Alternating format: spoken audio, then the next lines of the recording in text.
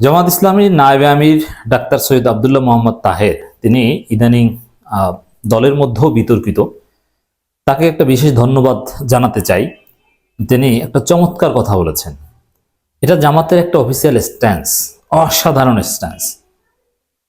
দর্শক, জামাতের নায়েবে আমির ডাক্তার সৈয়দ আব্দুল্লাহ মোহাম্মদ তাহের বলেছেন ৭২ সংবিধান অবৈধ। ৭২ সংবিধানের বিরুদ্ধে এই স্পষ্টবাদী অবস্থানের জন্য আমরা অন্তঃস্থল থেকে ধন্যবাদ জানাই। এটা আমির জামাতও বলেছিলেন ৭২ সংবিধান অবৈধ, এটা ভারতে রচিত হয়েছিল। অতএব ৭২ সংবিধানের বিরুদ্ধে জামাতের এই অবস্থান প্রশংসনীয়। শিক্ষার্থীদের সাথে মৌলিক জায়গায় মিলে গেল, ছাত্রদের সাথে জামাতের অসাধারণ মিল। দেখেন, নানান বিষয় ইখতিলাফ বা ইত্যাদি ইত্যাদি যাই থাকুক না কেন, ছাত্রদের সাথে জামাতের আকীদাগত মিলের প্রধান জায়গা হবে এটা। কারণ ছাত্র এট এনি কস্ট ৭২ সংবিধান বাতিল চায়, আর জামাত ৭২ সংবিধানকে অবৈধ হিসেবে আখ্যায়িত করছে। অতএব ছাত্রদের সাথে জামাতের জোট এমনি এমনি হবে না, কিছু মৌলিক প্রশ্নে মিল থাকতে হবে। তা যেসব প্রশ্নে মিল থাকে আপনারা অনেকেই জানেন, বা দর্শক আপনারা ছাত্রদের সাথে জামাত ইসলামের জোট চান। আমাদেরকে হাজার হাজার মানুষ বলে ডেইলি যে ভাই দেখেন, ছাত্রদের সাথে জামাত ইসলামের একটা জোট করে দিতে পারেন কিনা, বিএনপির বিরুদ্ধে আর নির্বাচন করবে, আওয়ামী লীগ তো থাকবেই না, থাকতে দেওয়া হবে না। অতএব একটা নতুন বাংলাদেশ হবে। অতএব ছাত্রদের সাথে সেই জোটের ভিত্তি হিসাবে এই ৭২ সংবিধান প্রশ্নে জামাত ইসলামী এবং নাগরিক কমিটি বৈষম্য ছাত্র আন্দোলনের যে এক অবস্থান, এটা ভূমিকা পালন করবে। ৭২ সংবিধান অবৈধ সংবিধান। আমরা সবাই স্লোগান তুলবো, আমরা কথায় কথায় রাস্তাঘাটে হাটে বাজারে বলবো এবং জনগণকে বুঝাবো যে ৭২ সংবিধান অবৈধ। এটা বাংলাদেশিরা তৈরি করেনি, এটা একটা অবৈধ নির্বাচনের মাধ্যমে, যে নির্বাচনের বিরুদ্ধে যুদ্ধ হয়েছিল, সেই নির্বাচনে নির্বাচিতদের মাধ্যমে করা হয়েছে বলা হলেও আসলে এগুলো রচিত হয়েছিল ভারতে। অতএব এই ভারতীয় কোনো সংবিধান বাংলাদেশে চলবে না। বিএনপি এখন এই ৭২ সংবিধানের বিরুদ্ধে লড়াই শুরু করছে। অতএব বিএনপির বিরুদ্ধে ছাত্র জামাতের জোটের ইঙ্গিত এই ৭২ সংবিধানের বিরুদ্ধে জয়েন্ট বিরোধিতা। জামাত ইসলামী নায়েবে আমির ডাক্তার সৈয়দ আব্দুল্লাহ মোহাম্মদ তাহের বলেছেন, বাংলাদেশের ৭২ সংবিধান একটি অবৈধ সংবিধান। হ্যাঁ, ৭২ সংবিধান আমরা চাই না, বাতিল করো, এটা এক জিনিস, আর একেবারে অবৈধ হিসেবে আখ্যা দেওয়া আরেক জিনিস। এখন এই জায়গাটা কতদূর? জামাত যেভাবে এটাকে অবৈধ বলল, সেভাবে ভবিষ্যতে ৭২ সংবিধানের পক্ষে জামাত মেনে নেওয়া অথবা এটাকে মেনে নিয়ে রাজনীতি করা জামাতের জন্য কঠিন হবে। কারণ যে সংবিধানকে অবৈধ বলেছে সেই সংবিধান বাতিল না হলে জামাতের কপালে নিঃসন্দেহে দুঃখ আছে, এগুলো পরবর্তীতে কোর্ট হিসেবে ব্যবহার হবে। জামাত তো এই সংবিধানকে অবৈধ বলেছে, এই সংবিধান তো বাতিল হয়নি, তাহলে তোমরা এই সংবিধান মানো না। অন্য কেউ ক্ষমতা আসলে তখন বলবে জামাত সংবিধান বিরোধী, তারা সংবিধানই মানে না, ৭২ সংবিধান যদি চলতে থাকে। এই বক্তব্যগুলো কোর্ট করবে। আমির জামাতও বলেছেন ভারতের। অতএব ৭২ সংবিধান বাতিল করানোটা এটা জামাতের জন্য ওয়াজিব হয়ে পড়েছে। অতএব ৭২ সংবিধান বাতিল করতে শিক্ষার্থী জামাত একযোগে মাঠে নামুন। প্রয়োজনে বিপ্লবী সরকার হোক আর যা দরকার হোক, ৭২ সংবিধান বাতিল করার জন্য যা দরকার শিক্ষার্থী জামাত মিলেমিশে করুন। আর ৭২ সংবিধান থাকলে শিক্ষার্থীদেরকে ফাঁসি দেবে হাসিনা এসে। ৭২ সংবিধান থাকা মানে হাসিনা থেকে যাওয়া, মুজিববাদ থেকে যাওয়া, আওয়ামী লীগ থেকে যাওয়া। অতএব আওয়ামী লীগ কিংবা ফ্যাসিবাদকে ধ্বংস করা মানে হচ্ছে ৭২ সংবিধান ধ্বংস করতে হবে। যারা সংবিধান রচনা করেছিলেন তারা পাকিস্তান গণপরিষদের নির্বাচিত সদস্য ছিলেন।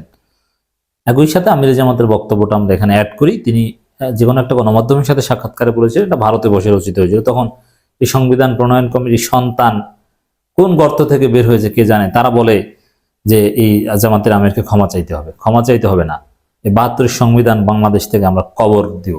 ৭২ সংবিধান কবর রচনা হবে, মুজিববাদের কবর রচনা হবে। বুলডোজার দিয়ে যেরকম মুজিববাদ আমরা গড়িয়ে দিচ্ছি, ৭২ সংবিধানকে আমরা এভাবে গড়িয়ে দিব ইনশাআল্লাহ। বিপ্লব তো শেষ হয়নি ভাই, বিপ্লব চলছে, বিপ্লব আরো হবে সামনে, দেখবেন। ৭২ সংবিধান বিরুদ্ধে বিপ্লব লাগবে। শরীয়তপুর পৌরসভা মাঠে কর্মী সম্মেলনে এই কথা বলেন তিনি। বলেন, পাকিস্তানের সংবিধান আওতায় নির্বাচিত সদস্যরা ৭৩ সালে এই সংবিধান রচনা করেছেন, যা বৈধ হতে পারে না। দরকার ছিল একটি গণভোট করার জন্য, তারা সেই গণভোটও করেনি। যাত্রাই শুরু হয়েছিল অবৈধ। ৭৩ না, সংবিধান রচনার ইতিহাসটা একটু ভালোভাবে জানা দরকার ডাক্তার তাহের। সংবিধান সংস্কার কথা জানিয়ে তিনি বলেন, আমরা পরিষ্কার বলতে চায় 72-এর সংবিধান চলবে না, নতুন করে সংবিধান রচনা করতে হবে। এদেশের মানুষের চিন্তা চেতনাকে ধারণ করে, 71-এ মানুষ যে রক্ত দিয়েছে, জীবন দিয়েছে, সেই চেতনাকে ধারণ করে সংবিধান রচনা করতে হবে। আমাদের কমিটমেন্ট করতে হবে সবাইকে, আমরা সংবিধান বাতিল করে নতুন করে সংবিধান রচনা করব। দেখেন, রাইট, এটাই হচ্ছে চমৎকার অবস্থা। সংবিধান বাতিল করে নতুন করে সংবিধান রচনা করবে। তবে যে 71-এ মানুষ যে রক্ত দিয়ে, দেখেন 71-কে জামাত ধারণ করে, 71-24 দুইটিকে জামাত ধারণ করে, 71-এর ধারাবাহিকতা 24। অতএব 71-কে জামাত অস্বীকার করে কোনো সংবিধান চায় না। অনেকে বলছেন মন্তব্যে দেখলাম যে 72-এর সংবিধান বাতিল চায় জামাত, এর মানে 71-এর অপরাধ ঢাকতে না, 71-কে ধারণ করেই 72 সংবিধান বাতিল চায়, 71-কে ধারণ করেই জামাত 24-কে ধারণ করে। 71 নিয়ে কোনো হীনমন্যতা বা কোনো বিরোধিতা জামাতের নাই। তৎকালীন জামাতের ভুল ছিল বা সেটা ভিন্ন বিষয়, কিন্তু জামাত, বর্তমান জামাত 71 নিয়ে কোনো হীনমন্যতা নাই, তারা 71-কে মেনে নিয়েছে, এটা হচ্ছে সত্য কথা। তিনি আরো বলেন, গণতন্ত্র আন্দোলনের ফসল হচ্ছে মুক্তিযুদ্ধ, কিন্তু দেশ স্বাধীন করে যে ক্ষমতায় আসলেন তারা এখনো গণতন্ত্রকে হত্যা করে বাকশাল করেছেন।